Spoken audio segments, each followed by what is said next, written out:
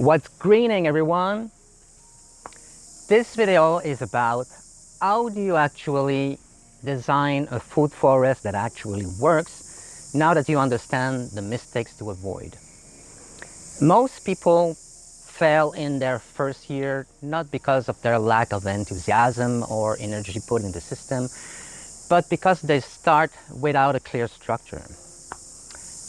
In the tropics, if you plant anything and randomly, you will finally end up with a system that is difficult to manage and that will need constant corrections. A well-functioning tropical food forest follows a very specific logic.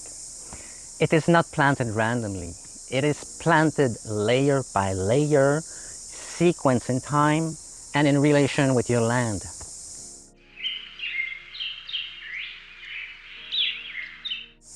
Here are the first steps that you need to follow in order to have a food forest that will thrive. Your first step is to know your land.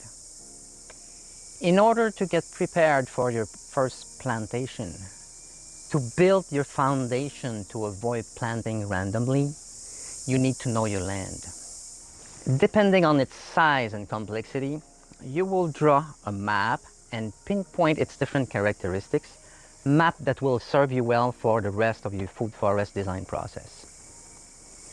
The first question you need to ask yourself is, what is the native tree percentage coverage you already have on your land? Let's say you have 100% tree coverage, you have a full forest that you want to keep. Your best bet would be to establish an understory food forest. Coffee and cacao are really good examples of an understory food forest. Adding to that all the shade-loving perennials, climbers, roots, and ground covers. If you have 0% tree coverage on your land, this will give you full latitude of implementing whatever food forest you want to see establishing itself on your land.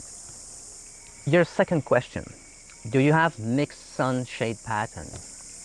This is mainly generated by huge established trees and buildings that generate mixed sun and shaded area, and this will also drive your choice of plant.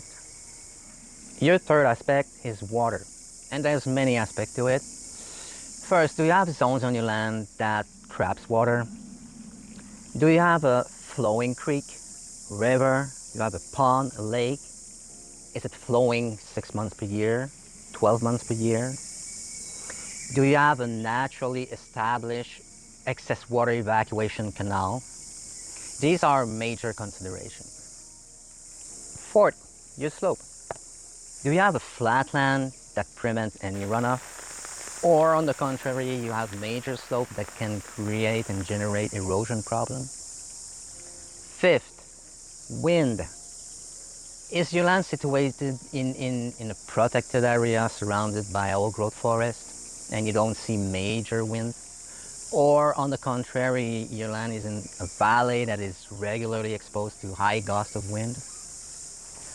The sixth characteristic you need to know about your land. What type of soil do you have? Is it the same everywhere? Or there's different patches of different types? Is it rocky? Is it gravel?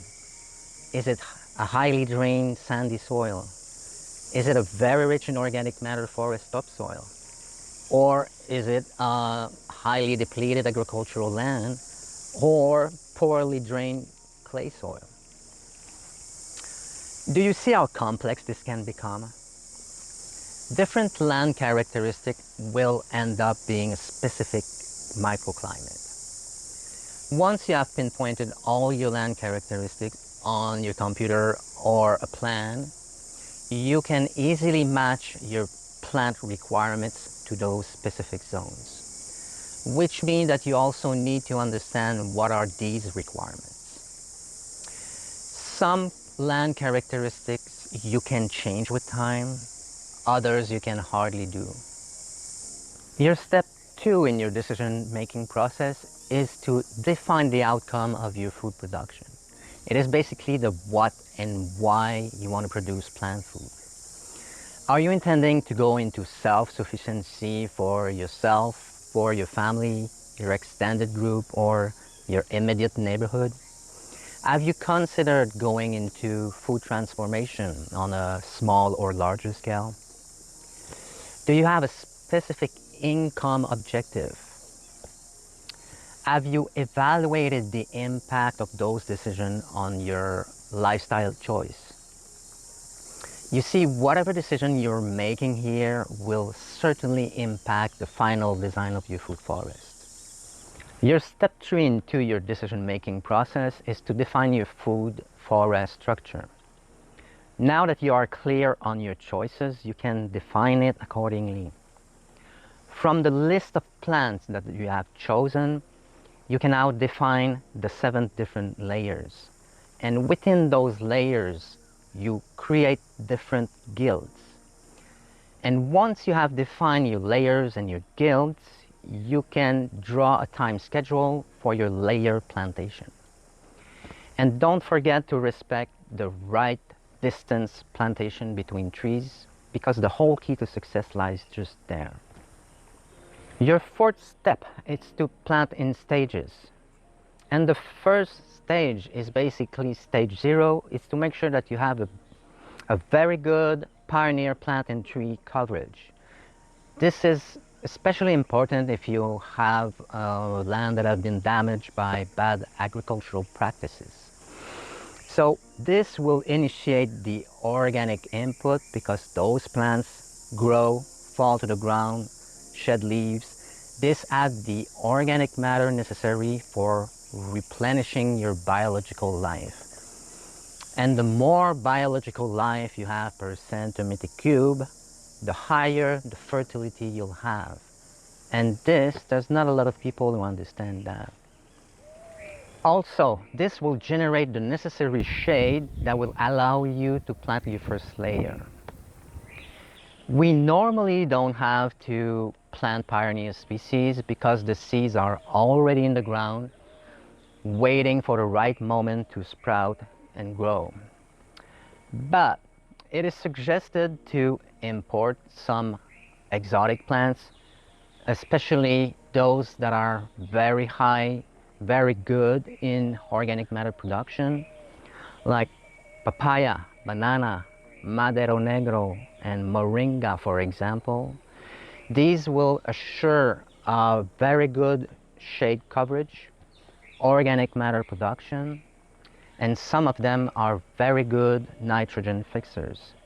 And furthermore, you will start your food production on year 1. Your 5th step is to guide your food forest over time.